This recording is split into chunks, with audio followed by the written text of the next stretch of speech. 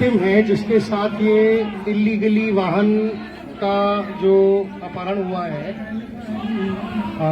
वो अपनी कहानी अपने मुख से आपको समक्ष रखेंगे कि उनके साथ कैसे उनका वाहन लिया गया और उनके साथ क्या क्या इलीगैलिटीज हुई, वो आपको अपने समक्ष बताएंगे। अजय बंसल जी हैं हमारे बीच में, अजय गुप्ता जी। उनके साथ साक्षात इलीगैलिटी हुई है दिल्ली में और वो पूरी अपनी यात्रा जो भी आपका हुआ है आपके साथ एपिसोड, आप प्लीज जनता को खुल के अच्छे से बताइए कि क्या क्या गलत हुआ है आपके साथ। नमस्कार भाइयों, मेरा नाम अजय गुप्ता है और मैं दिल्ली में रहता हूँ। कुछ समय पहले हम लोग घर पे नहीं थे और हमारी गाड़ी घर के बाहर ही खड़ी थी और पीछे से ये लोग आए और मेरी गाड़ी को क्रेन लगा दी। अब मेरे आस पड़ोसी ने रोकने की कोशिश की तो उन्हें इन्होंने धमका दिया कि हाथ लगाने की जरूरत नहीं है, गाड़ी से बिल्कुल पीछे हो जाएगी, और वो गाड़ी उठा के ले जाने लगे। फिर किसी ने मुझे फोन किया तो मेरी फोन पे बात हुई।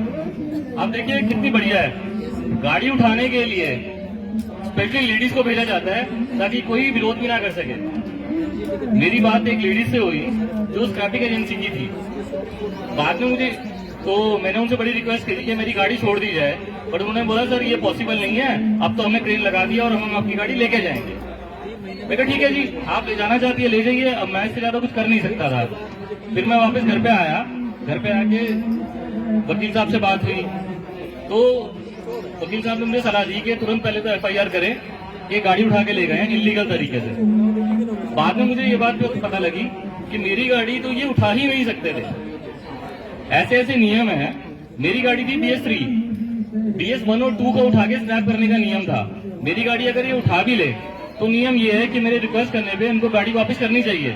अगर मैं इनसे ये प्रॉमिस करता हूँ कि मैं इस गाड़ी को जनरल पार्किंग में खड़ी नहीं करके अपने पर्सनल स्पेस में खड़ी करता हूँ तो गाड़ी छोड़ने का प्रावधान है, बट इन्होंने मेरी नहीं सुनी और गाड़ी को स्क्रैप कर दिया। अब मैं इनको जब भी फोन करता हूँ ये एक ही बात कहते हैं, सर अब तो गाड़ी स्क्रैप कर दिया आपकी।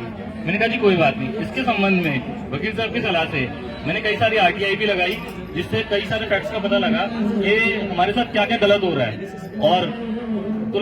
और कई मैंने FIR भी लॉन्च करी है। जैसे पहली FIR मैंने जो लॉन्च की थी वो ये थी कि मेरी गाड़ी को जबरन उठा के ले गए। उसके कुछ समय बाद मैंने कंपनी को एक अंडरटेकिंग दी। अंडरटेकिंग में ये लिखा था कि मैं अपनी गाड़ी को अपने स्पेस में खड़ी करने के लिए तैयार हूँ, मैं गवर्नमेंट के स्पेस पे नहीं खड़ी करूंगा। लेकिन उसके बाद भी उन्होंने मेरी गाड़ी को नहीं छोड़ा, उन्होंने बल्कि ये कहा कि हमने आपकी गाड़ी स्क्रैप कर दी है। तो इसके रिगार्डिंग मैंने दूसरी FIR लॉन्च कराई कि भाई मेरी गाड़ी को जबरन जब्त किया गया है और अब उसे स्क्रैप कर दिया गया है। तो स्क्रैप करने के लिए एक ये गैर कानूनी एक्ट है, इसके खिलाफ स्क्रैपिंग एजेंसी के खिलाफ एक मुकदमा दर्ज किया जाए, FIR लॉन्च की जाए। तो इसके रिगार्डिंग मैं गया। अब कई सारी मैंने और अंडरटेकिंग दी है इसके रिगार्डिंग, बट उनकी तरफ से कोई भी रिप्लाई नहीं है। मतलब वो बिल्कुल शिथिल होकर बैठे हैं, उन्हें फर्क नहीं पड़ता। दूसरी बात ये है कि अगर वो गाड़ी उठा भी रहे हैं तो गाड़ी उठाने की जो वैल्यू दे रहे हैं वो बहुत कम है। जिस गाड़ी के बाजार में आपको 60,000 रुपए मिल रहे हैं, ये उस गाड़ी के 20,000 रुपए दे रहे हैं आपको सिर्फ। ये 40,000 रुपए कहाँ जा रहे हैं? अब इसमें मैं किसको दोष दूं? स्क्रैपिंग एजेंसी को दोष दूं, ट्रैफिक अथॉरिटीज को दोष दूं, दिल्ली गवर्नमेंट को दोष दूं, या मैं MCD को दोष दूं? ये सारे इसमें इन्वॉल्व है। एक नियम बनाती है, दूसरा उसका पालन करती है।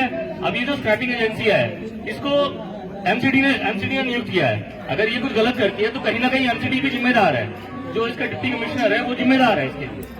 तो ये सारा है।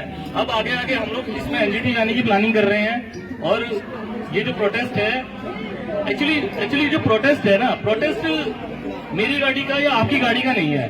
प्रोटेस्ट ये है कि हमें ये जो कानून बनाए जा रहे हैं ये दमनकारी कानून है, और ये सिर्फ एक गाड़ियों के संदर्भ में नहीं है, ये हर विषय पे बनाए जा रहे हैं। चाहे व्यापारी वर्ग हो, चाहे किसान वर्ग हो, चाहे लेबर क्लास हो, मिडिल क्लास हो, सबको लेके हर आदमी अपने जीवन के किसी न किसी क्षेत्र में पीड़ित है, और हम सबको साथ चलने की ही जरूरत है। आज हमने इस कानून से शुरुआत करी है और आगे हम हर कानून पे जाएंगे, हर नियम का विरोध करेंगे।